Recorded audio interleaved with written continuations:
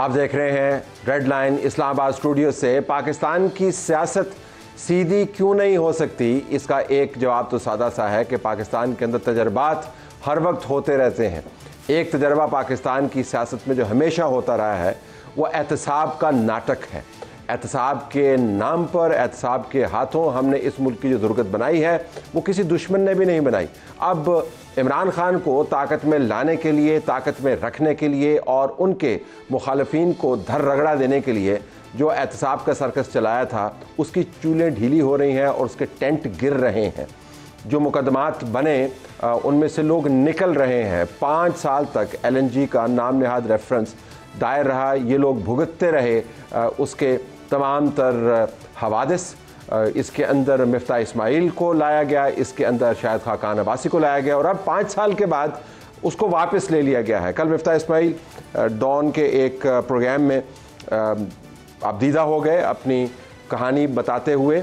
पाकिस्तान के हालात और वाक़यात को अगर हमने सही ज़ाविये से देखना है तो एहतसाबी सर्कस का हमें अहाता करना होगा। तो मिफ्ता साहब को हमने दावत दी अपने प्रोग्राम में। नाज़रीन, इसी प्रोग्राम में हम देखेंगे कि नून लीग के अंदर के मामलात क्या हैं।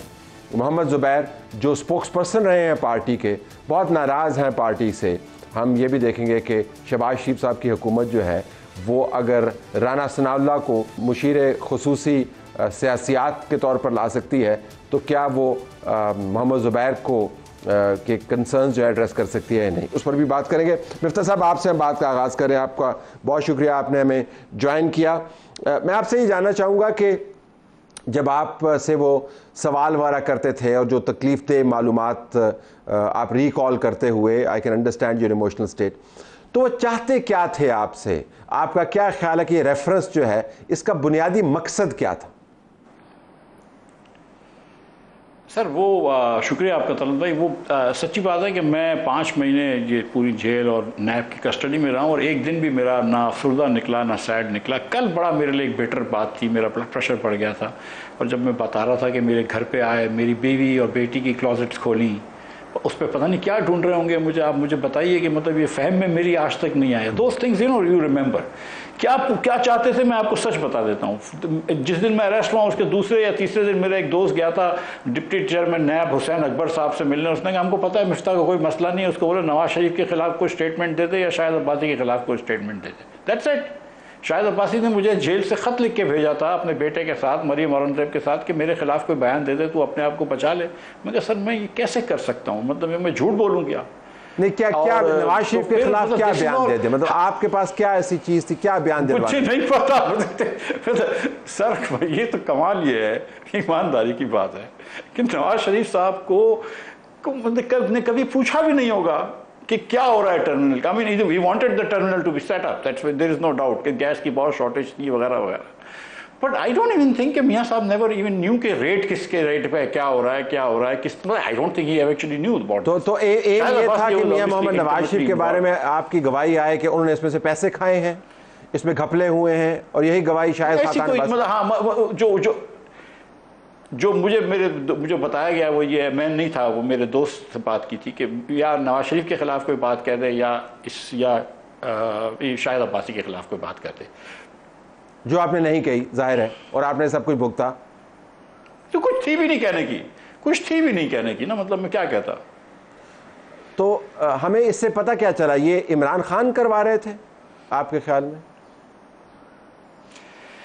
देखिए सर, ये मेरा ये ख्याल है कि खान साहब का यह बयानिया था कि मैं शाहिद अब्बासी को भी जेल में बंद कर दूंगा, और मतलब मेरे कुछ अखबारी नुमाइंदे दोस्तों ने मुझे कहा कि वो उनको ये भी बुरा लगता था कि मिफ्ता भी बहुत किट करता है, और इनका बयानिया था। मुझे ये भी पता है कि एक दिन फवाद चौधरी, शायद असद उमर भी थे, खालिद जावेद साहब अटर्नी जनरल भी इनके पास थे, और इन्होंने आके ये कहा कि मिफ्ता इस्माइल, शाहिद अब्बासी और एहसन इकबाल के ऊपर बहुत ज़्यादा भोंडे मुकदमे हैं और इससे पूरी नैब ख़राब हो रही है। तो इमरान खान का ख्याल जवाब था कि नहीं, मेरी सारा सियासी बयानिया ख़राब हो जाएगा अगर मैं इनको छोड़ दूंगा तो। सो इमरान ऑब्वियसली न्यू कि वी वर नॉट गिल्टी। मैं आपको ऐसे ही बताऊं तलत भाई कि ये टर्मिनल जितना चलता है ना, जितना यूज़ होता है, जो कैपेसिटी यूसेज है, ये दुनिया में शायद इससे ज़्यादा कोई भी नहीं होता होगा, और ये दुनिया का सस्ता तरीन टर्मिनल है। और अगर आज ये टर्मिनल बंद हो जाए ना 1 महीने के लिए, तो ये पूरी इंफ्रास्ट्रक्चर जो गैस का है ना पाकिस्तान का और बिजली का, वो टूट जाए। ये इतना ज़रूरी टर्मिनल था। इसकी पीपल्स पार्टी के ज़माने में भी कोशिश करी गई। असद उमर साहब जब चेयरमैन थे एंग्रो के, तो इन्होंने $1 की इसकी बिड करी थी, जो आज हमने 41 या 42 सेंट में ले रहे हैं। वो एंग्रो ने उस वक्त बिड करी थी जब वो एंग्रो के चेयरमैन होती है। देखिए आप सियासी मामले को, एक सियासी वारदात को एक प्रोजेक्ट की जो सेहत है उसकी मंतक के हवाले से एक्सप्लेन कर रहे हैं, तो वो बिल्कुल मुख्तलिफ इशू। वो तो हमें पता है कि LNG के टर्मिनल का केस क्या था, उसको तो उसमें जाने की ज़रूरत नहीं है। मैं वापस इसके ऊपर आना चाहूँगा कि ये तमाम बयानियाँ कि नवाज़ शरीफ को गिराना है, नवाज़ शरीफ के ख़िलाफ़ गवाहियाँ लेनी है, तो इमरान खान तो ख़ुद नहीं कर रहा था, ये तो उस वक्त जनरल बाजवा कर रहे थे, जनरल फैज़ कर रहे थे, उस वक्त की इस्टेब्लिशमेंट जिसके अंदर आई एम श्योर दूसरे कोर कमांडर्स भी बैठे होंगे। आप उनकी बात क्यों नहीं करते हैं? मुझे इस पर बड़ी हैरानी होती है, जानते हुए कि सर आप कर लें, सर मैं कर लें, आप मैं कसम खुदा की कर लें। अगर जनरल फैज़ इसमें इन्वॉल्व था तो वो भी गलत था, जनरल बाजवा इन्वॉल्व था वो भी गलत था। अगर जावेद इकबाल जो मैं समझता हूँ कि गंदा तरीन सुप्रीम कोर्ट का चीफ जस्टिस रहा हो, जिसकी ये ख़वातीन के खिलाफ टेपें हैं, जिसका एक बहुत ही मनफी किरदार रहा है मिसिंग पर्सन के उस कमीशन। लेकिन वो एस्टेब्लिशमेंट का दस्ते रास्त है। मैं आपसे ये जानना चाह रहा हूँ, वो एस्टेब्लिशमेंट का दस्ते रास्त है। नहीं बिल्कुल, आप एस्टेब्लिशमेंट की तरफ क्यों नहीं जाते हैं? और कल किसी ने तो सर आप बोले उसकी तरफ जाता हूं। मैं तो आपको ये यकीन दिला रहा हूं कि मेरी गुजारिश सुनिए कि इस वाले केस में, देखिए मैं इस वाले केस में सच्ची बात है, मैं आपको ये बोल चुका हूं कि पिछली एस्टेब्लिशमेंटों को बुराई करना तो बड़ा आसान होता है, सब करते हैं। अयूब खान बुरा था, याया खान बुरा था, हम तो अब भी कहते हैं कि ये 47 पे आए हुए हैं ये वाली हुकूमत, और हम सब जानते हैं कि कौन लेकर आया है। इमरान खान भी RTS पे आया था, हम ये भी जानते हैं कि कौन लेकर आया है। हम ये भी जानते हैं कि आज भी इमरान खान की हुकूमत का KP में जो है वो चीफ पॉलिटिकल एडवाइजर कौन है। लेकिन कल जब आपने प्रोग्राम के अंदर ये कहा, मिफ्ता साहब का था कलामी, कि मैं फलां को कोर्ट में लेके जाऊंगा, फलां को कोर्ट में लेके जाऊंगा, उसमें से किसी एस्टेब्लिशमेंट के नुमाइंदे का नाम नहीं था। बिल्कुल लेके जाऊंगा, उसमें किसी एस्टेब्लिशमेंट के नुमाइंदा का नाम नहीं था। Why don't you say that कि जब बाजवा को लेके जाऊंगा, आप बताइए किसको लेके जाना है? आपके जो टॉर्मेंटर इन चीफ हैं, अगर वो एस्टेब्लिशमेंट, जो मुझे पता है, देखिए मैं तो एक दो लोगों के तो मैं नाम भी, देखिए जो मुझे पता है, कसम खा के मैं आपको बता रहा हूं, जो मुझे पता है, ठीक है, कि Imran Khan personally wanted Shahid Abbasi to be in jail, and वो मतलब उनका केस ये बनता है कि अगर मिफ्ता के ऊपर प्रेशर डालो, ठीक है। And Shahzad Akbar was the man who was doing go between chairman NAB and Imran Khan, ये आपको पता है, ठीक है। बहुत सारे इमरान खान ने बाजवा साहब के और फैज साहब के साथ मिलकर गलत काम करवाए, बहुत सारे, इसमें कोई डाउट नहीं है। ये वाले काम जो है वो इमरान खान ने शहजाद अकबर के थ्रू जावेद इकबाल से कह के करवाया है। ये जावेद इकबाल इमरान खान का आदमी था, शहजाद अकबर इमरान खान का आदमी था। You genuinely believe that? यानी इमरान खान के जाने के बाद जो है जावेद इकबाल साहब इसी मुल्क के अंदर आराम से मुकीम है, इमरान खान जेल में है, तो जावेद इकबाल साहब इमरान खान के आदमी हुए या एस्टेब्लिशमेंट के आदमी हुए? जावेद इकबाल जो थे वो बिल्कुल आप ये जानते हैं कि पीपल्स पार्टी और मुस्लिम लीग ने मिलकर लगवाया था, और ये शाहिद अब्बासी ने बहुत बड़ी गलती की थी, लेकिन शाहिद अब्बासी से ऑब्वियसली कहा गया था कि ये करो। और मैं आपको ये भी बता रहा हूँ कि खुर्शीद शाह भी बोल रहा था कि ये क्या कर रहे हो, लेकिन मजबूरन करना पड़ा, दोनों तो ऊपर से प्रेशर था, और वो ऑब्वियसली वो आदमी टर्न हो गया। और जो भी जिस किस्म के वीक लोग होते हैं, जिनकी खुद मॉरल और फाइनेंशियल करप्शन होती है, वो तो फॉरेन एस्टेब्लिशमेंट के लोग बन जाते हैं, और ये इनका बिल्कुल बन गया। उसके बाद आपको ये भी पता है कि जावेद इकबाल की एक टेप आई थी, और उसके बाद तो वो इमरान खान के पर्सनल असिस्टेंट की तरह होकर रह गया, उसका नाइब कासिद होकर रह गया था। और जावेद इकबाल को मतलब हो सकता है कि जनरल फैज ने भी फोन किया, मुझे नहीं पता है, लेकिन मैं आपको ये यकीन दिला रहा हूं कि ये वाले केस के अंदर ये इमरान खान का पर्सनल वेंडेटा था, और ये शुरू से ये मुस्लिम PTI वाले लेके आए थे LNG, जबकि ये फौजियों को तो एक्चुअली पता थी कि LNG की कितनी जरूरत है। नैब कौन कंट्रोल कर रहा था इमरान खान के दौर में? सर नैब जनरल मुशर्रफ के जमाने से आज तक नैब आप नहीं, अब आगे है ना, जनरल मुशर्रफ तो नहीं है ना, आपको ये भी पता नहीं। सुने मेरी बात, आपने नहीं मेरी बात सुने, और नैब ने कभी करप्शन नहीं रोकी है, ये आपको भी पता है। लेकिन आप ये मेरे ऊपर क्यों ऑनर्स डाल रहे हैं? आप आज फिर ये क्यों नहीं बात करते कि आज क्या हो रहा है? ये भी तो बात करें ना कि फिर आज क्या हो रहा है। आप पुरानी एस्टेब्लिशमेंट की बुराई करना तो बड़ा आसान है तलत भाई, आज की एस्टेब्लिशमेंट की फिर बात करें ना। मैं दरअसल चूंकि मैं एंकर हूं तो मैं बतौर तजिया निगार इसमें बात नहीं कर सकता, लेकिन मेरे ख्याल में you're witness to the fact कि जब एस्टेब्लिशमेंट बहुत तगड़ी थी तो हमने उसके बारे में क्या क्या बातें की और उसके नतायज क्या भुगतने पड़े, लेकिन वो अलहदा स्टोरी है।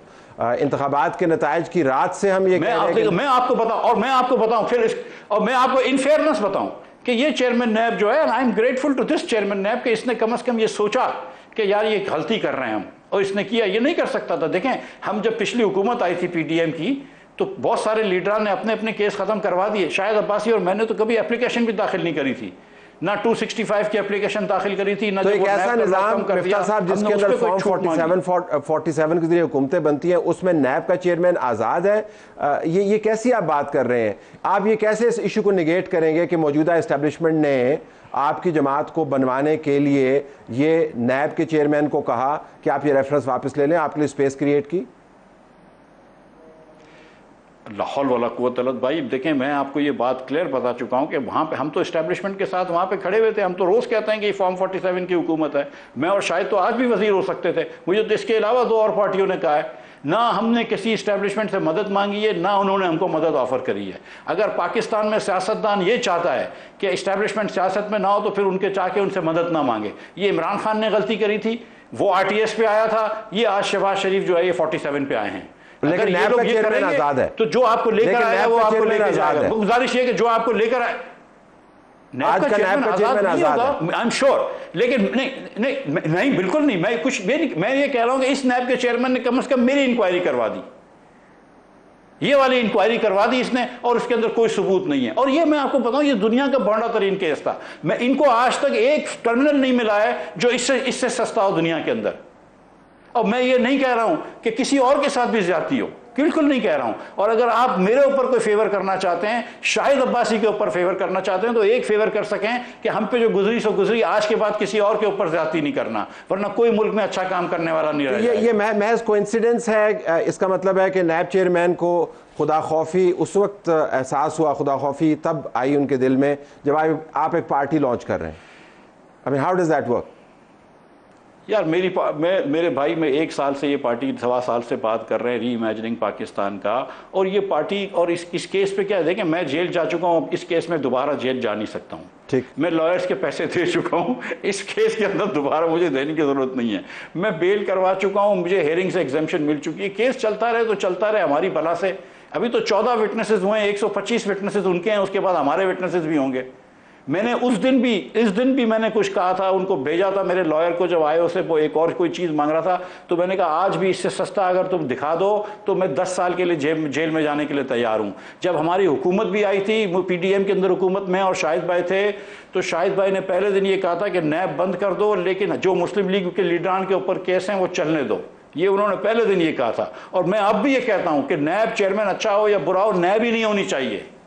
ये नैब का सिर्फ काम पॉलिटिकल प्रोसिक्यूशन है और कोई काम नहीं है। फवाद चौधरी का ट्वीट आपने देख लिया होगा। वो आपके ट्वीट के जवाब में उन्होंने कहा कि जब हमारे साथ ये सब कुछ हो रहा था तो किसी और ने आवाज़ नहीं उठाई, और आपने भी अपनी जमात के साथ और PTI से ये शिकवा किया कि ये जो लोग हैं वो इंटेलेक्चुअली ऑनेस्ट और मॉरल करेज होनी चाहिए पाकिस्तान की सियासत में, विच इज़ मिसिंग। तो आपने कहा कि इन्होंने मुबारकबाद तक नहीं दी। इसके ऊपर मैं आपका व्यू चाहूँगा जो फवाद चौधरी कह रहे हैं। बिल्कुल बिल्कुल, देखिए मैं उसका मैंने ट्वीट फवाद का देखा नहीं, अभी मैं देख लूँगा। मैं गुजारिश आपसे करता हूँ कि मुस्लिम लीग के लोग मुझे प्राइवेटली मुबारकबाद देते हैं। भाई तुम्हें तो मॉरल करेज होनी चाहिए ना। आज मैं तुम्हारी पार्टी में नहीं हूँ, लेकिन चोर तो नहीं हो गया हूँ ना। तो बोलो, खुल के बोलो कि यार मिफ्ता और शाहिद मुबारक हो तुम लोगों को। ख्वाजा आसिम ने किया ट्वीट, आपने देखा नहीं? इंटेलेक्चुअल करेज नहीं आई? नहीं, मैंने नहीं देखा है। ख्वाजा आसिम ने ट्वीट किया है जिसमें उन्होंने कहा है, मैं पढ़ देता हूँ आपको, मैं पढ़ देता हूँ।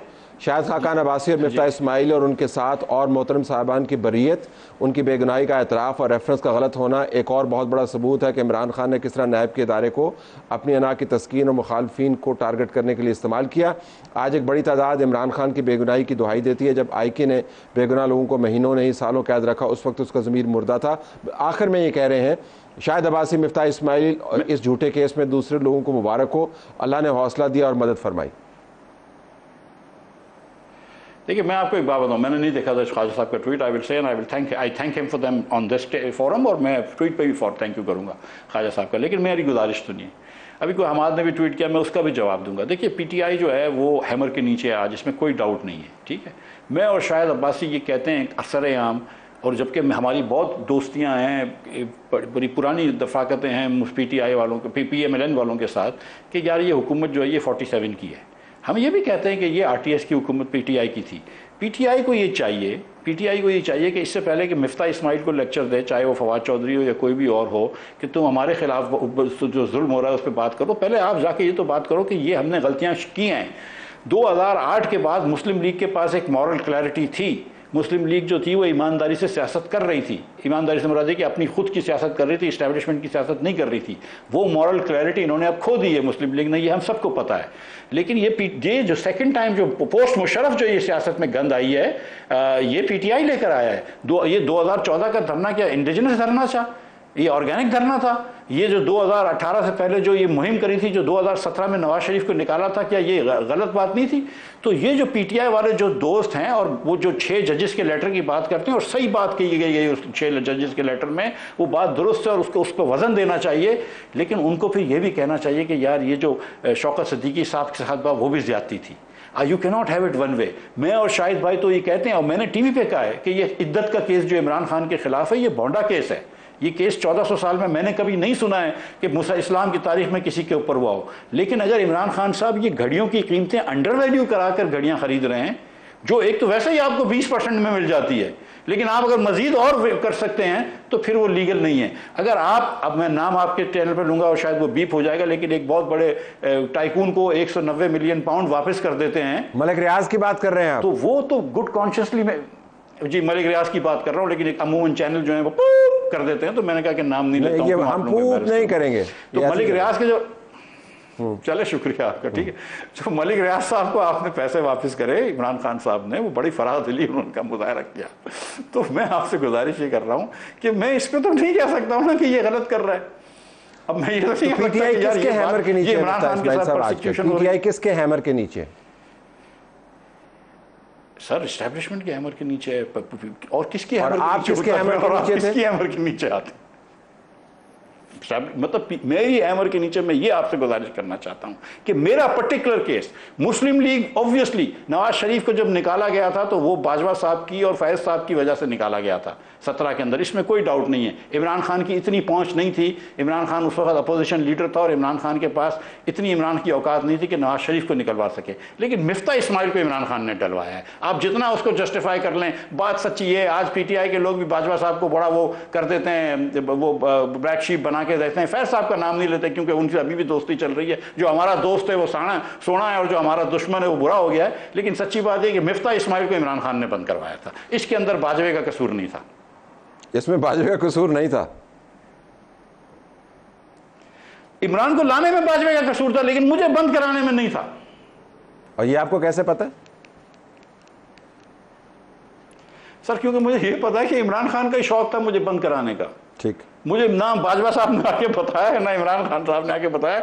मुझे ये भी पता है, मैं आपको जो चीज़ मुझे इंटरनल पता है कि एक मीटिंग में जिसमें अटॉर्नी जनरल उस वक्त के खालिद जावेद थे, जिसमें फवाद चौधरी मौजूद थे, जिसके अंदर शायद असद उमर भी मौजूद थे, जिसमें शायद परवेज खटक भी मौजूद थे, और उस वक्त उनको कहा गया इमरान खान को कि ये तीनों केस, एहसन इकबाल का केस, मिफ्ता का केस और शाहिद का केस, कोई केस ही नहीं है। तो उन्होंने कहा नहीं ये तो मेरा सियासी बयानिया खत्म हो जाएगा।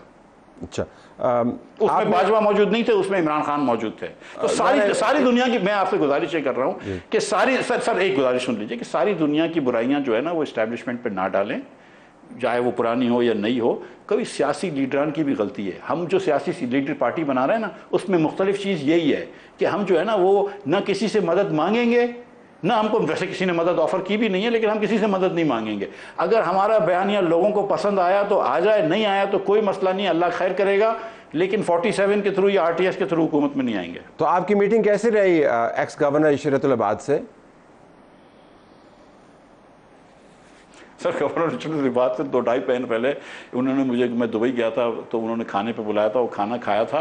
सियासी उसके ऊपर डिस्कशन हुई थी पार्टी के हवाले से। सच्ची बता रहा हूँ कि कोई बात नहीं हुई थी। पार्टी का जो एक्चुअल फैसला जो था वो पिछले 2 हफ्ते जो मैं इस्लामाबाद में अब रहा हूँ तो उस पर थोड़ा सा ये ज़्यादा आगे बढ़ा है। और इशरतुल इबाद साहब से पार्टी के बारे में कोई ऐसी कोई बात नहीं हुई है। आपकी पार्टी में और कौन लोग मुमकिन तौर पर आ सकते हैं नून लीग से या इर्द गिर्द से? देखिए मेरी बात सुनिए, ये पार्टी ना मुस्लिम लीग के कोई नाराज़ लोगों का ग्रुप है, और ना शायद अब्बासी मेरी मुस्लिम लीग से कोई नाराज़गी है। हमारी रायें अलग हो गई हैं, लेकिन हमारी कोई नाराज़गी नहीं है। मुझसे तो मुस्लिम लीग ने उस वक्त भी वजारत ऑफ़र करी थी, और वजारत ना भी ऑफ़र करें तो वो भी उनका हक है, कोई ज़बरदस्ती तो नहीं है। तो मुस्लिम लीग से कोई नाराज़गी नहीं है, but we just think they have lost the moral clarity that they used to have. हमारे पास हम जो है उस पर हमारा जो मसला हमारा मजबूरी है वो ये है कि मैं, शाहिद भाई और मुस्तफ़ा तीनों मर्द हैं, तीनों एक उम्र के हैं, तीनों एक मेजॉरिटी रिलीजन से ताल्लुक़ रखते हैं वगैरह वगैरह, और तीनों बड़े प्रिविलेज्ड हैं। हम तीनों को कभी बिजली के बिल भरने के अंदर तकलीफ़ नहीं हुई है, या परेशानी नहीं हुई है, या कभी कल का खाना कहाँ से आएगा उसकी परेशानी नहीं हुई। हमको एक ऐसा ग्रुप बनाना है जिसमें ख़वातीन भी हों, जिसमें नौजवान भी हों, जिसमें कुछ थोड़े से कम आमदन वाले लोग भी हों, और हम जब सब साथ मिलकर बैठेंगे तो हम वैसा पाकिस्तान बनाने के कुछ ख्यालात सामने रखेंगे जो सिर्फ अशराफिया के पाकिस्तान नहीं हो। पाकिस्तान में और जो बड़ा मसला है पाकिस्तान में वो ये है कि ये 1% अशराफिया जो है उसके लिए तो पाकिस्तान बहुत अच्छा चलता है, लेकिन बाकी लोगों के लिए अच्छा नहीं चलता। तो हम पहले ये ग्रुप बनाएंगे। हमको सियासी लीडरान, मैं आपको यकीन दिला रहा हूँ कि लाना बड़ी मुश्किल नहीं है, बहुत सारे लोग ला सकते हैं जिन चेहरों को आप जानते हैं, लेकिन हम प्रोफेशनल्स को लेके आना चाह रहे हैं जिनका सियासत से ताल्लुक नहीं है, लेकिन जो इस मुल्क से मायूस हैं। हम कह रहे हैं कि तुम भी आओ, हाथ बटाओ, चलो अच्छा करते हैं। Okay, I have to leave it there. Miftah साहब, आपका बहुत शुक्रिया, आपने हमें ज्वाइन किया। नाज़रीन, आप मिफ्ता इस्माइल की बातें सुन रहे थे। प्रोग्राम के अगले हिस्से में हम मोहम्मद ज़ुबैर से बात कर रहे होंगे, क्या वो इनकी जमात ज्वाइन कर रहे हैं और उनके दूसरे मामला क्या हैं।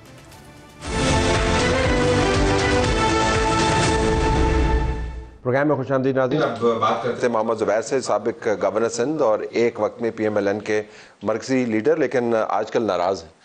नाराज़गी फिर मैं अभी आता हूँ आपसे। जी जी, अगर है नाराज़गी तो आप खाकान अब्बासी साहब की पार्टी ज्वाइन कर रहे हैं? I haven't decided. haven't decided? तो ये ना यस है नो है? ना यस है ना नो है, एटलीस्ट एट दिस स्टेज। तो क्यों इतना तजब्जुब क्यों है? वो तो पार्टी नहीं बना रहे हैं। मिफ्ता साहब, इन लोगों के साथ आपने काम किया हुआ है, उनका बयानी आप जैसे ही। दोनों बहुत अच्छे लोग हैं, वो बहुत आउटस्टैंडिंग लोग हैं, और मेरे साथ वो भी है अच्छा उनके साथ हमेशा से। मिफ्ता तो कराची का है, सो आई मीन ऑब्वियसली आजकल बातें भी आप एक ही जैसी कर रहे हैं, बातें पार्टी के बारे में। तो मैं जानना चाह रहा हूँ तो उसमें नहीं, लेकिन सिर्फ ये एक कॉमन ग्राउंड तो नहीं हो सकता पार्टी ज्वाइन करने का कि we are opposing a parent और ओरिजिनल पार्टी। भाई what does it this stand for, that is the key. आप चाहेंगे क्लैरिटी ज्यादा हो, ज़्यादा क्लैरिटी हो इकोनॉमिक प्रोग्राम के हवाले से। देखे ना, एक इमरान का फॉर एग्जांपल एक ज़माने में 2012 में किसी ने कहा था, उन्हीं की पार्टी के जो बहुत बड़े सीनियर रहनुमा बाद में बने थे, कि इमरान का जो अच्छी चीज़ है, he knows all the problems about Pakistan, but जो ख़राब चीज़ है, he has solution to none. ठीक है। तो वो जब ये कहता था ना कि डेनमार्क का प्राइम मिनिस्टर साइकिल में जाता है, so exactly what do you mean? आपने मिफ्ता और खाकान को 2012 के इमरान से मिला? नहीं, लेट मी नॉट से। मैं ये कह रहा हूँ, तो I am waiting for the solutions. I am sure they are comparing. देखिए, ये बहुत बड़ा एक स्टेप होता है एक पॉलिटिकल पार्टी ज्वाइन करना। 2012 में भी बहुत बड़ा स्टेप था, बट इतना बड़ा नहीं था जितना अब होगा। I mean I am towards the end of my career और व्हाटएवर। तो जाहिर है सोच समझ के आपको उठाना। तो आप तो पार्टी छोड़ना भी या पार्टी से अलग होना है, नाराज होना भी बड़ा स्टेप होता है ना? बहुत बड़ा स्टेप होता है, बहुत ज़्यादा बड़ा स्टेप होता है। आई थिंक मैंने तो कभी भी नहीं सोचा था। मेरा ख्याल म्यूचुअल ही था। उनकी नाराज़गी पहले थी और मेरी बाद में बनी। लेकिन उन्होंने कभी आपके बारे में बात नहीं की, आपने उनके बारे में बहुत बातें की। मैंने कभी नवाज शरीफ के बारे में नहीं बात की, पार्टी के बारे में बहुत बातें की। पार्टी के बारे में देखे ना, मैं सिर्फ ये कह रहा हूँ कि ये बिल्कुल बहुत बड़ा स्टेप होता है कि आप पार्टी की पॉलिसीज़ के बारे में पब्लिकली बात करें। एक जो मैंने सबसे पहले की थी, वो की थी प्राइवेटाइजेशन पर, which after several years I thought people of Pakistan must know. क्योंकि मेरा सबसे पहले एक तो नाम खराब हो रहा था, और दूसरा ये था कि पाकिस्तान के इकोनॉमिक चैलेंजेस में ये सबसे तकरीबन ऊपर 3-4 चैलेंजेस में है।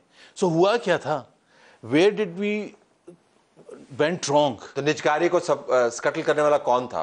तो मैंने बताया था कि निजकारी का हमने तो जिस मेहनत से और जिस लगन से, और जिसमें मियां नवाज शरीफ की फुल सपोर्ट थी।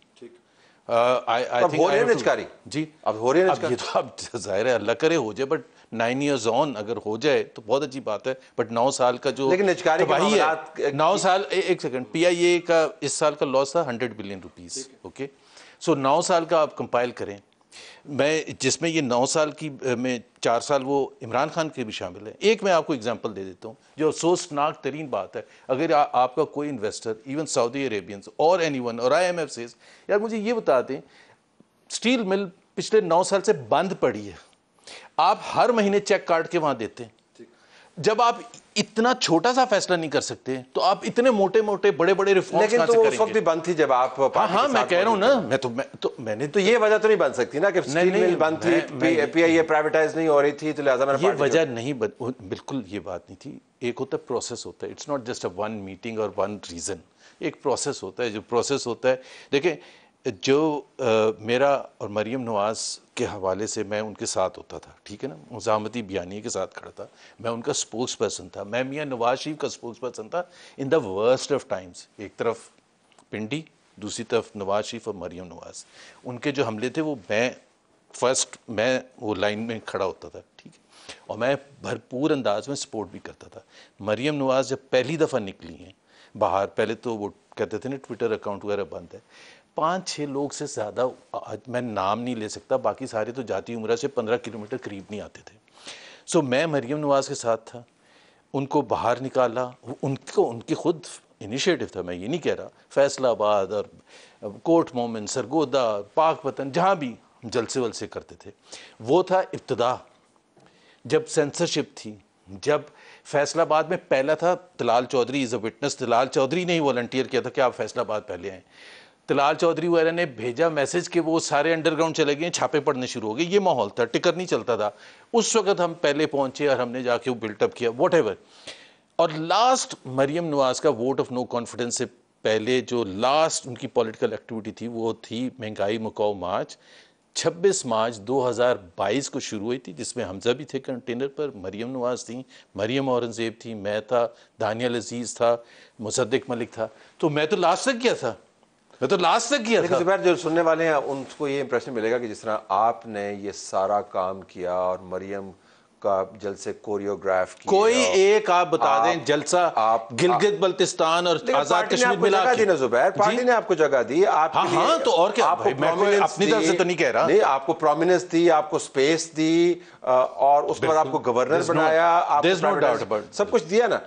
तो आप तो इस तरह बता रहे हैं आपने पार्टी को फेवर किया। नहीं, मैंने कोई फेवर नहीं किया, मैंने कोई फेवर नहीं किया। इसमें बिल्कुल गलत फहमी अगर ऐसी है, मैं ये कह रहा था कि पार्टी ने जो मुझे फेवर किया था, मियां नवाज शरीफ ने और मरियम नवाज ने, मैंने उसको रीपे करने की पूरी कोशिश की।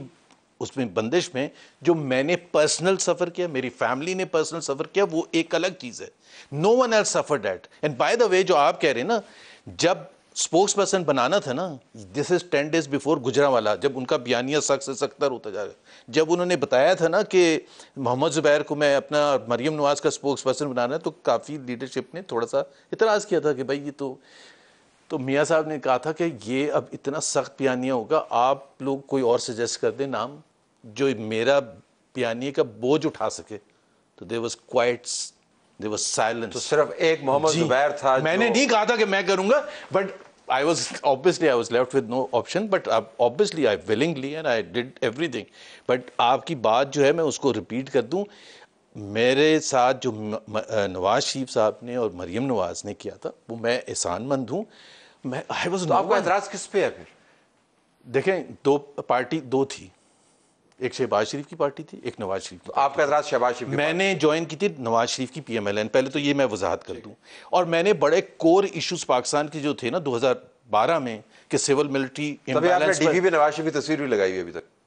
अच्छा, सिविल सुप्रीमेसी के हवाले से कौन सी पार्टी सबसे ज़्यादा जो मुझे अपील करते थे, जो इकोनॉमिक इश्यूज हैं, पाकिस्तान इंडिया ताल्लुकात के हवाले से, which is a party which appeals to me, there was no this.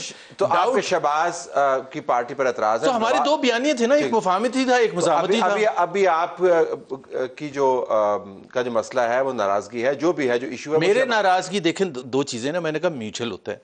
So I thought कि जब ये हो गया है, दो बयानिए थे, दो बयानिए में एक शहबाज शरीफ साहब का मुफाहमती बयानिया था, he never wanted confrontation with army, वो शुरू दिन से ऐसे वांटेड, हाँ बिल्कुल, to be fair with him. और नवाज शरीफ की हमेशा से डिफरेंट पॉलिसी थी। हम जो थे, हम छोटों में शामिल थे ना, तो बाद में और स्पोक्स पर्सन भी, और फिर वो उस किस्म का बयानिया भी आपने करना है, फिर उससे आगे बढ़ के बोलना है।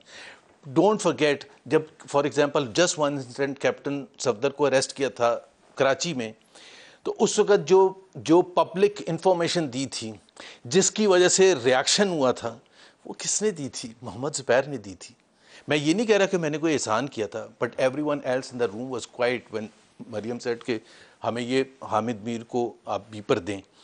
तो वो बड़ा सख्त था, वो कोई आसान काम नहीं था, उसका रिएक्शन भी होता था, एक दफ़ा नहीं होता था, कंसिस्टेंटली होता था।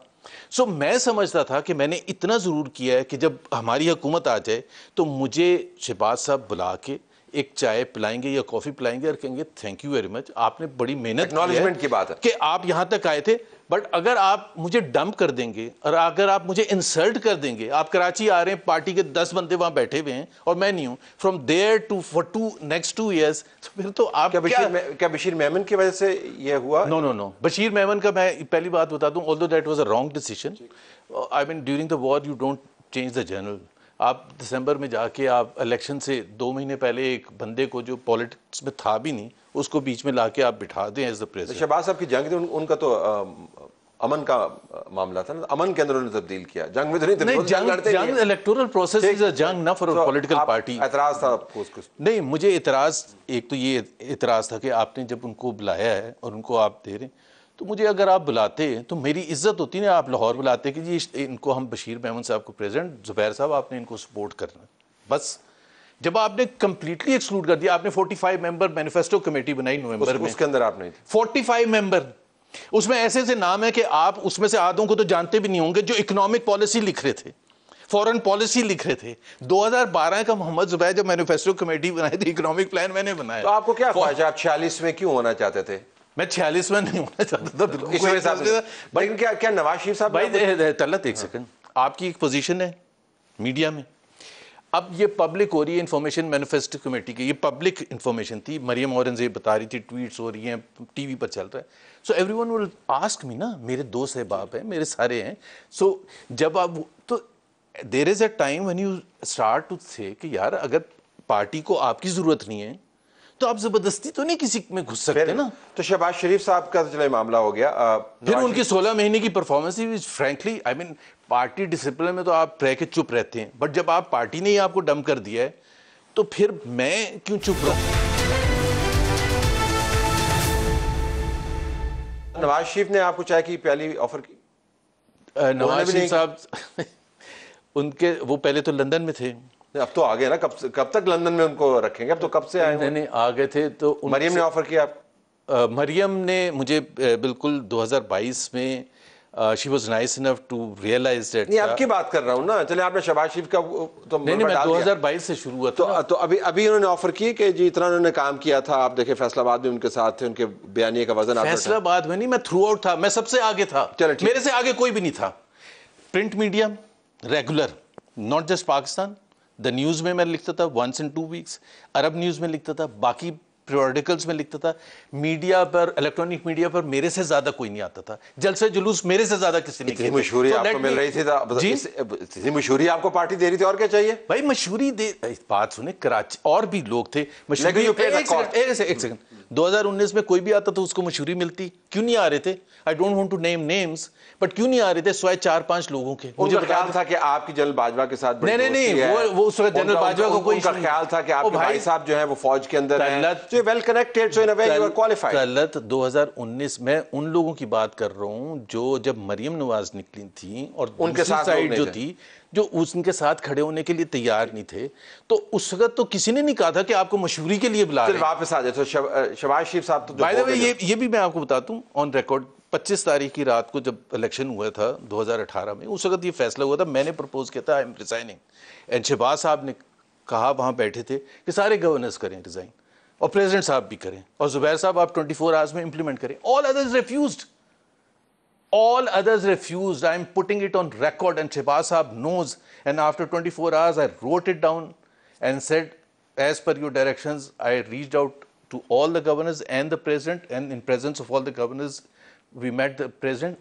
all refused, so I am going back to Karachi and resigning as a symbolic gesture कि जी against जो इलेक्शंस में हुआ हमारी पार्टी के साथ हुआ था, I was a technocrat, I could have easily walked away.